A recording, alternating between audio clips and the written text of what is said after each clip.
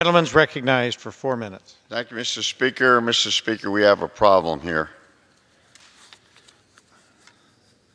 My record is very, very clear on providing assistance to any place in this country. In fact, my record is 100%.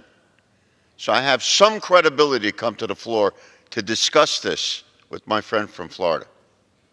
I hope you listen.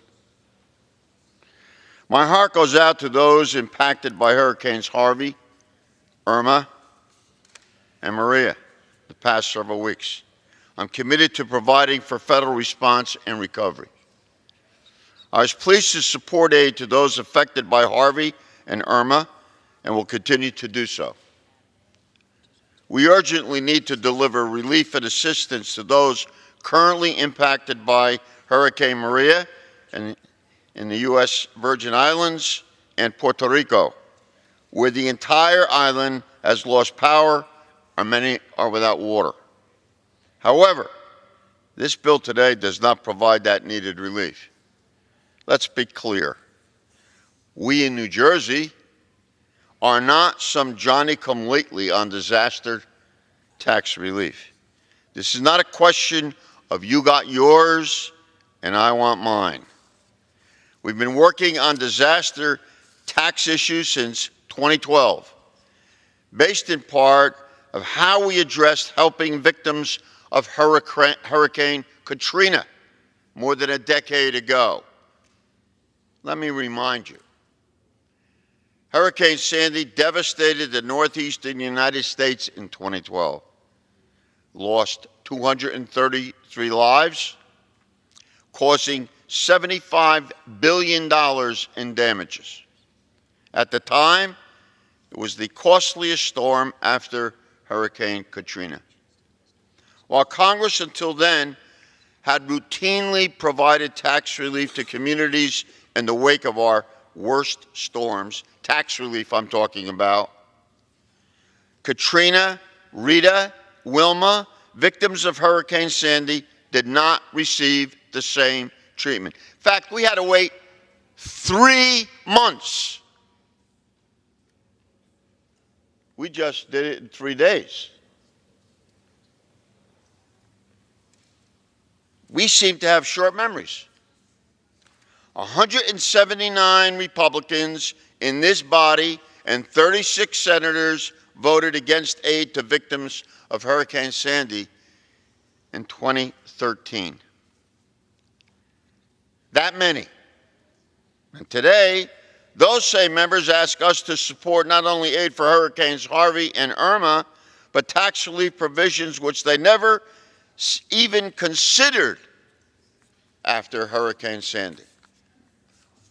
I was a yes vote the week before last for your aid, unequivocally. Why should I take it out on your citizens, the foolishness that happened in 2013? That would be wrong. And I think you feel the same way, through the chair. This whole debate smacks of a certain hypocrisy. And I know I'm not the first to point it out. In the weeks after Sandy, I worked in a bipartisan manner to draft a tax relief bill that would make permanent the most common sense tax relief provisions, to take politics out of the equation when it comes to disaster relief. And over the years, I worked with many of my colleagues, both sides of the aisle, and both chambers of the Capitol. Our bill, the National Disaster Tax Relief Act, led also by Congressman Tom Reed of New York. I yield the gentleman another minute. Thank you. Provides tax relief to victims of Hurricane Sandy and puts in place permanent provisions for all disaster areas going forward. I'm ready, waiting to debate these provisions and go through regular order. Let's have hearings. Let's have a markup.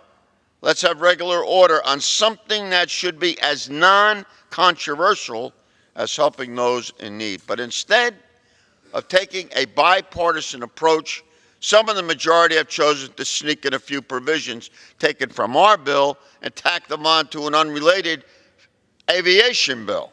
and apply them only to this year's hurricane victims, leaving out all of the disaster victims that have been waiting for support over the years. Front page of the story papers in New Jersey today, people are still not back in their homes from Sandy, 2013.